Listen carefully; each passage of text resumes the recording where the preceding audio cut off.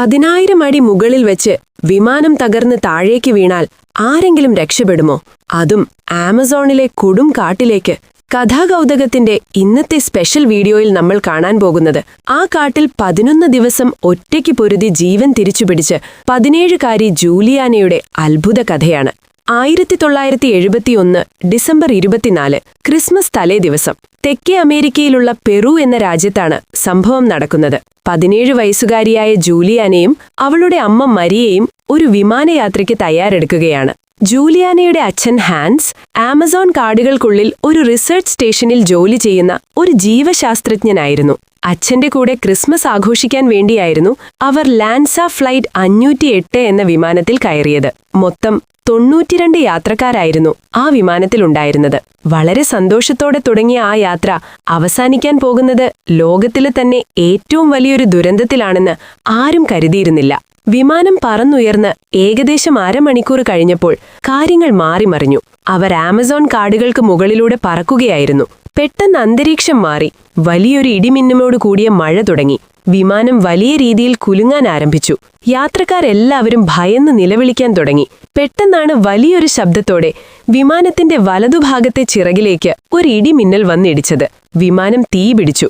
സെക്കൻഡുകൾക്കുള്ളിൽ ആകാശത്ത് വെച്ച് തന്നെ ആ വിമാനം രണ്ടായി പിളർന്നു. വിമാനം തകർന്നപ്പോൾ ജൂലിയാന ഇരുന്നിരുന്ന സീറ്റുകളുടെ വരി വിമാനത്തിൽ നിന്നും വേർപെട്ട് താഴേക്ക് പതിക്കാൻ തുടങ്ങി.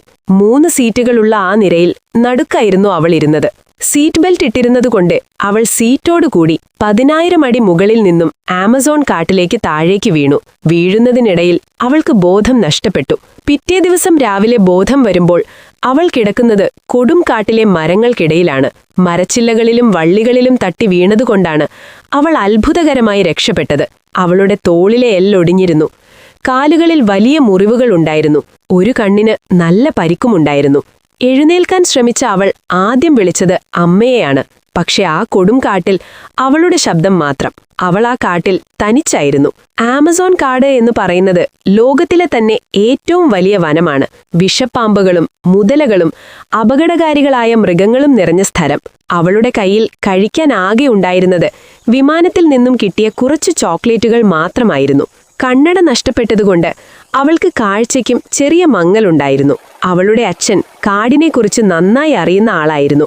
അദ്ദേഹം പണ്ട് പറഞ്ഞുകൊടുത്ത ഒരു കാര്യം അവൾ ഓർത്തു. കാട്ടിൽ എപ്പോഴെങ്കിലും വഴി തെറ്റിയാൽ വെള്ളം ഒഴുകുന്ന ശബ്ദം കേൾക്കുന്നിടത്തേക്ക് നടക്കുക. ചെറിയ അരുവികൾ വലിയ പുഴകളിലേക്കും ആ പുഴകൾ മനുഷ്യർ താമസിക്കുന്ന ഏതെങ്കിലും സ്ഥലത്തേക്കും നമ്മളെ എത്തിക്കും. ഈ ഒരൊറ്റ വിശ്വാസത്തിൽ അവൾ നടക്കാൻ തുടങ്ങി. കാട്ടിലൂടെ നടക്കുന്നത് മൃഗങ്ങൾ ആക്രമിക്കാൻ കാരണമാകുമെന്നുള്ളതുകൊണ്ട് അവൾ ആ അരുവിയിലെ വെള്ളത്തിലൂടെയാണ് നടന്നത്. പകൽ കൊടും ചൂടും രാത്രി കൊടും തണുപ്പും അവൾ സഹിച്ചു. ദിവസങ്ങൾ കടന്നുപോയി. അവളുടെ കയ്യിലുണ്ടായിരുന്ന ചോക്ലേറ്റ് തീർന്നു. വിശപ്പും ദാഹവും കൊണ്ട് അവൾ തളർന്നു. ഇതിനിടയിൽ അവളുടെ കയ്യിലുണ്ടായിരുന്ന വലിയ മുറിവിൽ കാട്ടിലെ ഈച്ചകൾ മുട്ടയിടുകയും അതിൽ നിന്നും പുഴുക്കൾ ഉണ്ടാവുകയും ചെയ്തു.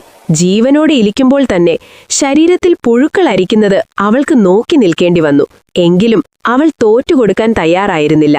അവൾ ആ പുഴയിലൂടെ മുന്നോട്ട് തന്നെ നടന്നു. 10ാം ദിവസം തീർത്തും അവശയായ നിലയിൽ അവൾ പുഴയുടെ തീരത്ത് ഒരു ചെറിയ ബോട്ട് കിടക്കുന്നത് കണ്ടു.